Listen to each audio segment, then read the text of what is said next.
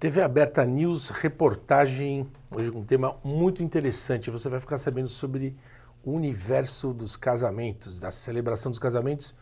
A gente tem orgulho de receber Sandro Solera, que veio de Curitiba. Sandro, sentimos-nos honrados pela sua presença. Obrigado. O Sandro é juiz de paz, celebrante de casamentos. Sandro, eu queria perguntar para você, como é a lei de gratuidade do casamento civil? Ela existe desde quando? As pessoas conhecem? Isso. Essa lei ela existe desde 1973, muito embora ela foi reiterada com algumas portarias no ano de 94, foi quando deixou, vamos usar esse termo, arredondou ela e deixou pronto para que a população possa usufruir.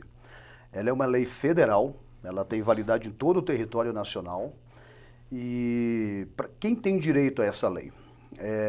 Todo cidadão brasileiro. Existem algumas cláusulas que contemplam ou que fazem não ser aprovado quando o noivo ou os noivos interessados se dirigem ao cartório. Nós chamamos de carta ou declaração de hipossuficiência financeira, que é a declaração de pobreza, que não é errado usar esse termo, ou declaração de baixa renda, que também não é errado. Ainda que soe como esdrúxulo, é um termo muito utilizado no próprio cartório. O índice de pessoas que desconhecem. É claro que nós não temos uma estatística com um número bastante pronto, mas eu vou falar então um pouco da minha experiência, que são aí 19 anos celebrando casamento, exercendo a justiça de paz. Eu diria nesses 19 anos, a partir do momento de 94, que os cartórios passaram a ter que oferecer esse serviço também, da gratuidade, eu entenderia que 90% ou mais dos noivos que nos procuram desconhecem dessa lei, homem.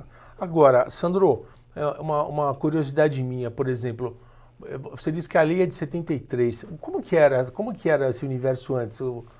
Cada um cobrava o que queria? Como é que funcionava isso? Isso. Na verdade, eu vou trazer o antes com o agora, a propósito.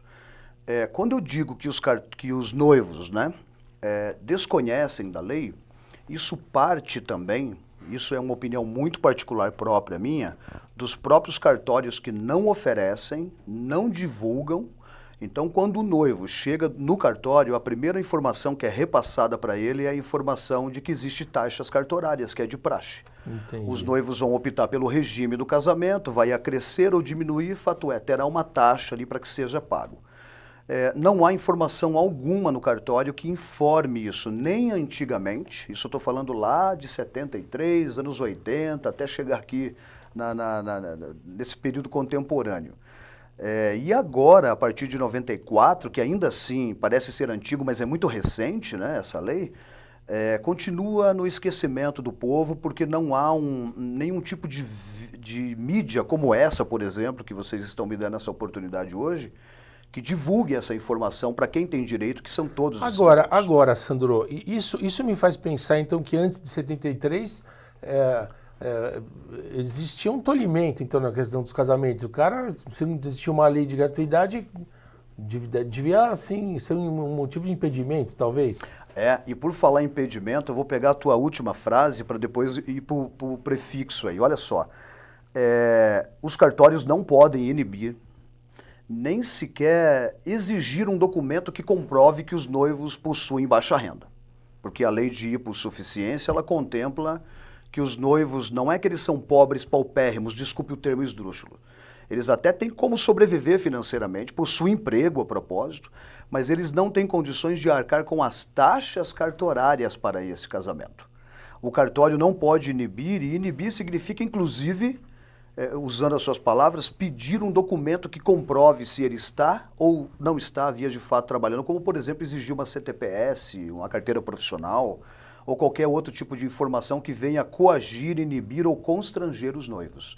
Então, antes de 73, a grosso modo, paga-se o casamento. Entendi. Depois de 73, continua pagando o casamento para aqueles que não se enquadram dentro da lei de gratuidade. Então, se eles têm uma vida financeiramente autossuficiente, autossustentável, é uma questão mais de índole mesmo. Porque falando de jurisprudência, não há nenhuma viés que estipule qual é o valor abaixo ou acima que os noivos possam ou não possam, né, receber esse benefício da lei.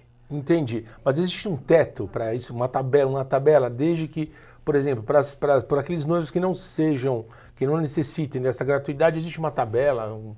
Interessante sua pergunta. Não existe. Não existe. Não existe. Alguns estados brasileiros, eu vou falar de Curitiba propriamente dito, tem um sistema lá que é da prefeitura, não quero citar o nome porque tem uma questão política lá também. Certo. E esse setor, eles têm uma triangulação junto com o cartório. Então, quando o noivo tem conhecimento dessa lei, se dirige ao cartório, o cartório devolve para esse setor da prefeitura que vai fazer uma espécie de um polimento ali para ver se eles têm vias de fato baixa renda ou não. Mas detalhe, o cartório tira a responsabilidade e joga para o setor da prefeitura, porque o cartório não pode, em hipótese alguma, inibir. Essa lei de hipossuficiência, inclusive, ela tem uma responsabilidade civil e criminal, porque se em algum momento os noivos optarem por fraudar, há grande probabilidade de processo criminal, civil e etc. Ok. TV Aberta News, reportagem, entrevista Sandro Soleiro, que veio de Curitiba, juiz de paz, celebrante de casamentos.